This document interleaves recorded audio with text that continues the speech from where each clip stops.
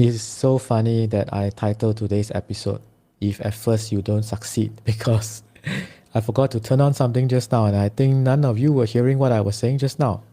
Nobody at all, right?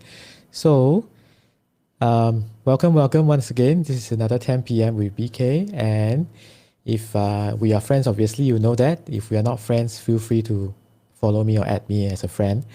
And as usual, I need to do this. It's become like a habit and a routine for this. So we are on day number 19. Day number 19 of a 100-day challenge. Day number 19 of a 100-day challenge. So this is 19 days of live stream, going on live stream, and basically just putting it out there. And yesterday, some of you caught the live stream. I had my first live stream guest. So a big thank you to my senior as well as my fellow Reflegian who is also staying in Malaysia, David Heng, for hopping on and becoming my first live stream guest. And I titled today's episode as If at First You Don't Succeed, because yesterday, because of the chain of events that happened, it kind of also brought out the spirit of this live stream, which was the fact that it is about experimentation. It is about the willingness to put yourself out there. It is about the willingness to try new things even though you have not done it before. The willingness to try and fail and then try again, right? So it kind of brought out all these things, and I also kind of figured out that was part of the spirit of the live stream. Okay, so yesterday was the first day we had a live stream guest, and of course we did some prior planning, sent him some instructions, sent him the way to kind of hop onto the platform together, and all those things. And then we also went on earlier to test it out. Of course, sometimes preparation is still doesn't mean that everything will work as planned. So there were some technical difficulties. We couldn't hear each other. I could hear him, he couldn't hear me. And things like that, right? So in the end, and because his topic was about leadership, and I think sometimes as leaders, we do need to be flexible as well. We need to be flexible as well. So we made a very quick decision. Let's not use this platform.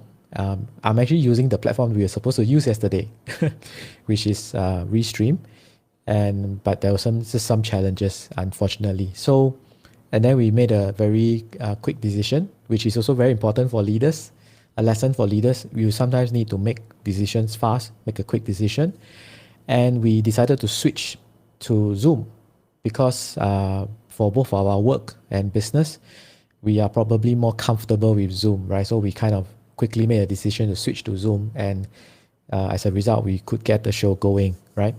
So life is like that, business is like that, everything about a journey is like that. So plan as much as you can, execute, but expect certain things to perhaps not work out the way it's supposed to work out, and then make changes, adjust.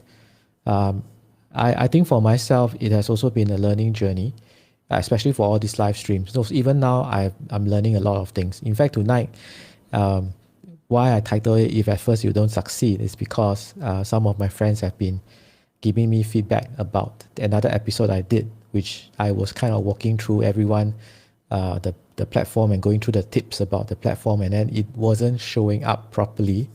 So lesson learned, because it kind of also showed me some of the things I need to watch out for, especially for these live stream platforms. Okay, so tonight I'm going to just go back again after I'm done with this quick overview of the story. First, I'm going to just quickly go over again some of the quick tips about some of the settings, the top 7 things you need to know, top 7 settings you need to change in your Zoom setup.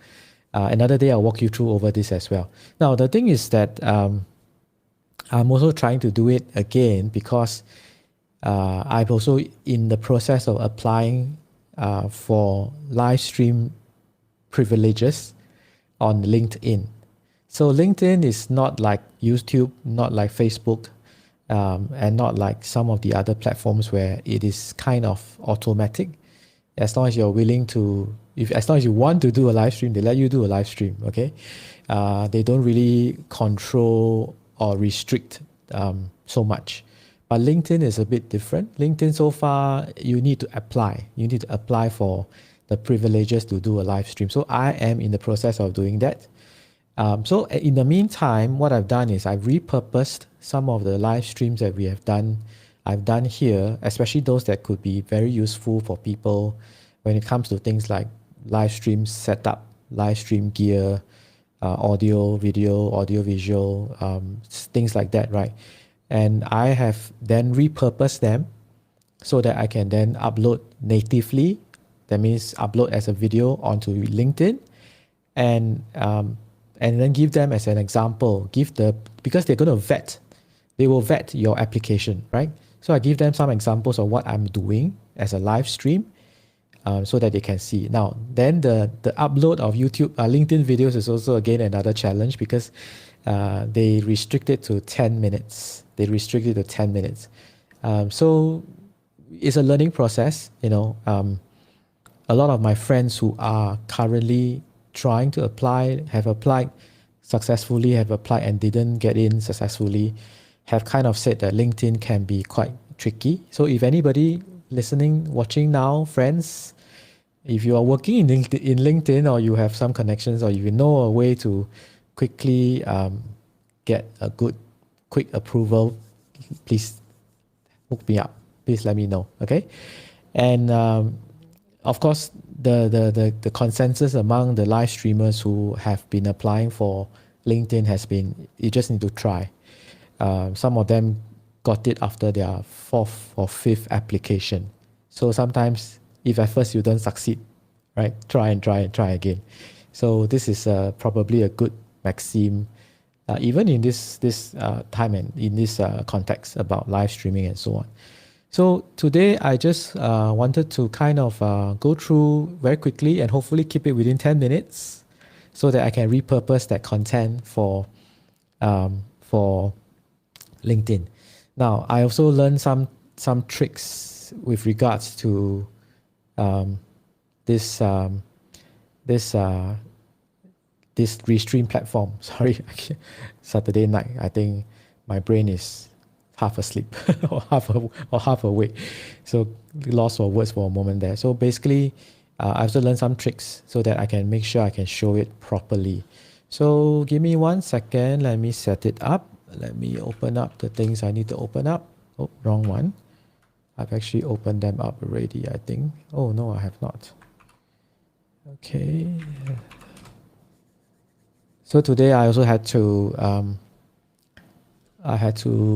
update my keyboard, my mechanical keyboard. I'm not sure whether you can hear the typing sound. I think you can because this is quite noisy. So you can still hear my typing sound. Hang on just 1 quick minute. I am about done. How is everybody today on the weekend? We just heard some news that Malaysia is going into more stringent movement control order again. So no longer allowed to move across states. So which is again interesting. That's what we talked about yesterday with David.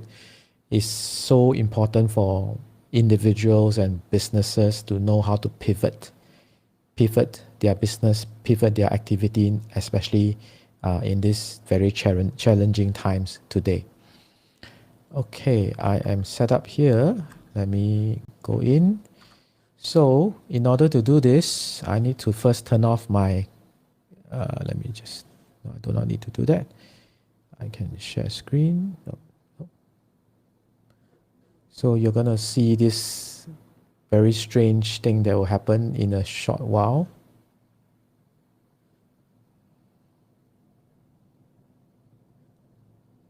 And spot like this, and I'm going to minimize this. Yeah, so you should be seeing my screen now, hopefully. I don't want to try this again. So I just wanted to quickly walk you through some of the things that you need to be aware of when you are doing Zoom settings, because a lot of people actually don't explore their Zoom settings. But there's so much power and ability that you can, a lot of things you can do within Zoom as well. So that is something that you need to be aware of.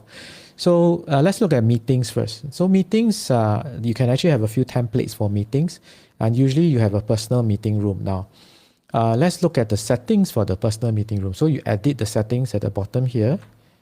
Okay, edit it at the bottom here. And what you will see is that there are some default settings that appear here.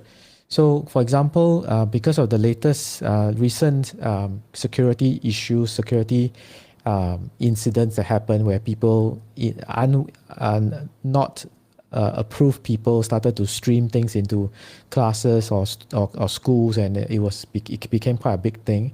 So Zoom has made it such that meeting rooms can have passcodes and waiting rooms, right? Waiting rooms have always been there, but passcodes. Now for me, I kind of tackle this security issue in a slightly different way. I'll explain what in a minute. But what I do is I actually don't actually have passcodes. So I remove the passcodes.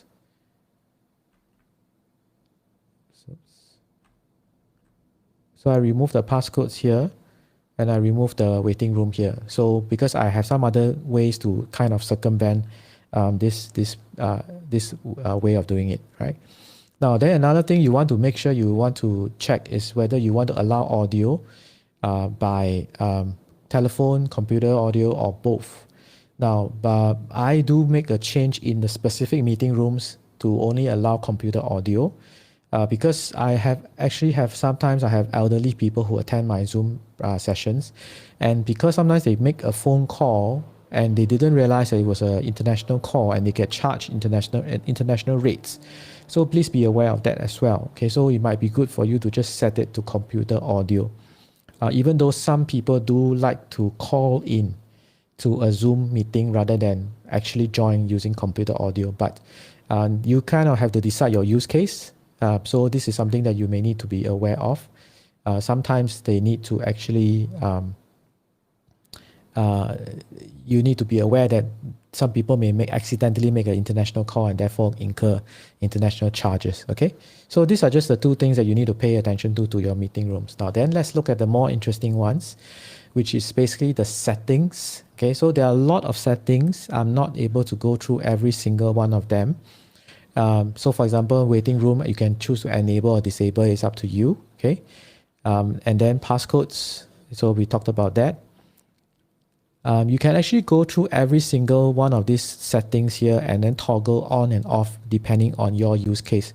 But what I will do is I will just highlight the ones that are very, I think, more interesting for all of us to know, so that you can actually also know about them. Okay. So these are all the passcode things, which again, I said I actually don't have a passcode set up.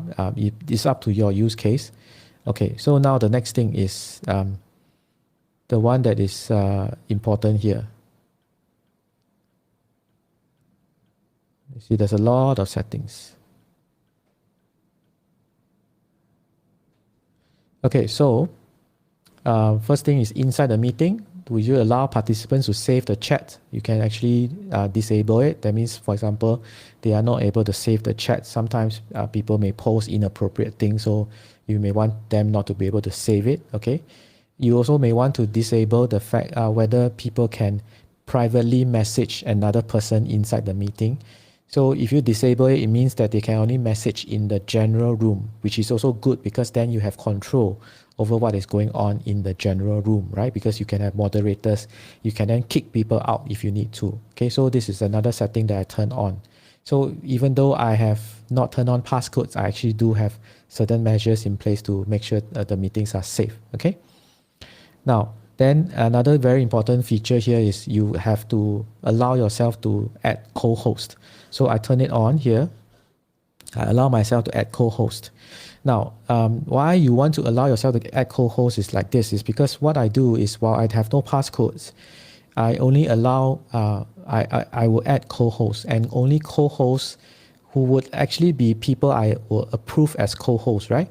So co-host to me is kind of like a speaker or approved administrator or approved moderator for the meeting, and therefore they will definitely obviously know what to do and the right things to do, and in fact they can help you to moderate the meeting as well. Okay, now then the next thing that is here is this, because you have allowed co-host, so then you have this option here, screen sharing.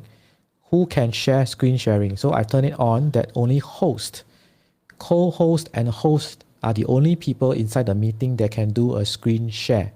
So only host and co-host can do a screen share. Okay, so this setup then prevents people from hijacking your meetings and sharing screen and showing inappropriate content. So remember, we talked about the security breach earlier on. Okay, so this is another thing that you can turn on, which is good. Okay, so the rest are actually quite straightforward. So you can remove people. Then after that, there's an option here which is allow the people who have been removed. That means, let's say someone was saying inappropriate things or posting inappropriate things, and then you have removed that person. Can they rejoin it? So this is the one that you control. So if you say no, you turn it off, that means they cannot rejoin the meeting. So basically when you kick out somebody, they are kicked out for good. So this is another setting that you need to pay attention to. So last but not least is more for technical side. If you do want to have a group HD, that means the quality of your meetings are better, then you need to turn on the group HD here. Now, it may not be available to everyone. It depends on the plan that you have with Zoom. So this is something that you can check whether it is an option that's available to you. But of course, if you do have it, then just turn it on. Then therefore, when you're in a group meeting, the HD is turned on for you. And that is about it. This is the part for this part here now. The other one is about, I forgot to mention one more. Hang on. Let me find the audio part. So you see there's so many settings. Sometimes I forget what I want to tell you as well.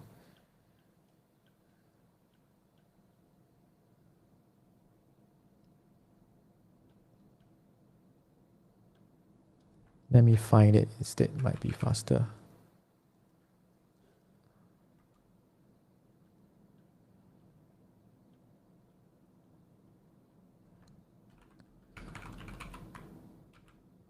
Okay, this one. So allow users to select original sound in their client settings, and also allow users to select stereo audio in their client settings. So there are two here. Allow users to select original sound and stereo audio. So this is interesting, especially if you happen to be doing a Zoom meeting for music. You may want to turn it on because then you can have the stereo effect when you mic your instruments on the left and the right and so on. Then it becomes a better sounding Zoom session. Okay. Then at the same time, if you have invested in better audio microphones and so on, obviously you want to make full use of it. So you need to allow users to select original sound in their client settings. Okay, so you have to turn both of these on. Now, so once you allow these things, you change all these settings up to your own use case. Then what is next is you need to look at the actual Zoom app itself on your computer. Okay, on your computer. So on your computer, there are a few things you need to change as well. So let's go to settings. Okay. So under settings, there's general, then there's a dual monitors. That's probably the most important one, where if you happen to have two monitors, you can actually use a dual monitor setup. So it becomes interesting because then you can actually move like audience to one side and your content to another side, for example. Now then video. Video is like what you are seeing here now. So if I turn it on, you can see myself and can see myself in the screen over there, just at the other side. And this is the camera I'm using, so I just select this as a camera, and obviously I can see myself, right? It just makes sense. And of course, turn on HD if you want HD, enable HD. Now, the more interesting one is the audio side. So the audio, you can see when I speak, the levels go up. Now, so this is where you can select your speaker and your microphone and so on. Now, when you select your microphone, obviously you select the one that you are using. And there are a few things you need to change, right? So uncheck the box that says automatically adjust microphone volume. Uncheck this. so that you can actually control the volume on your side, right? Rather than allow Zoom to adjust it for you. Okay. And normally you should see your monitor, your audio levels hit about 50 to 75% and never all the way to the end, because then you will actually clip your audio, which is not good. It will sound terrible. Okay. Now the next part is some of the other advanced features. So for example, remember we said about music and stuff like that. If you do want to run it as a music Zoom, then you need to turn off this thing called suppress background noise. There are a few settings. There is auto, low, medium, and high. So if you are running a music show, or if you have a microphone setup, an external microphone setup, usually you will want to make sure that it is on low. Okay, you usually make sure that it is on low. Now that's not all. There's some other things here as well. You need to go to advanced at the bottom here. Okay, and under advanced, echo cancellation, there's nothing you can do for this. Is either auto or aggressive, but there's something else here. Okay, so remember, show in meeting option to enable original sound. Now this is very important, so make sure it's checked. Okay, now once that is checked, then the next part, you can also disable echo cancellation. Make sure it's checked as well. Okay, and you may also want to turn on high fidelity music mode. So if you do all of these things properly, then you have a much better sounding Zoom meeting. Much better sounding Zoom meeting. Okay, so that is what I wanted to kind of quickly walk you through. Some of the settings for Zoom. You may not have to explore them. If you have not explored it, then hopefully this has been helpful for you, because it actually can be quite interesting. Now, because I cannot start a Zoom meeting now, because I'm using the camera and I'm using the platform, what I kind of want to show you is that when you start a Zoom meeting, once you have enabled this thing called show in meeting original sound, right? On the top left corner of the screen, you would see something that says turn on original sound or turn off original sound. Now it is counterintuitive. When you see turn off original sound, means you are good, because you have turned it on. So therefore you need to turn it off. So you want to turn it on. So if you see turn off original sound, means you are good. But if you see turn on original sound, then you should click it, because it is the reverse. Okay, it is the reverse. It's a bit counterintuitive. Sometimes I wish that they could have just simply have a on and off button, for example. Then it makes it so much easier to understand. Okay, so that's it. That's it for a Zoom walkthrough. Let me go back to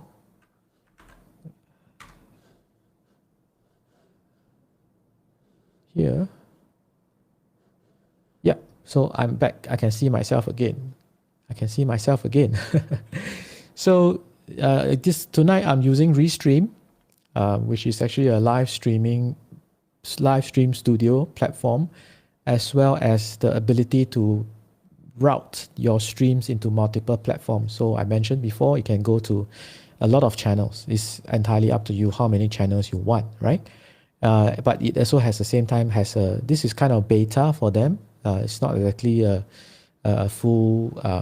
fully operational setup for now. So hopefully I am okay tonight, because hopefully we are okay tonight. So just to test it out, everything. So once again, in life, if at first you don't succeed, try again.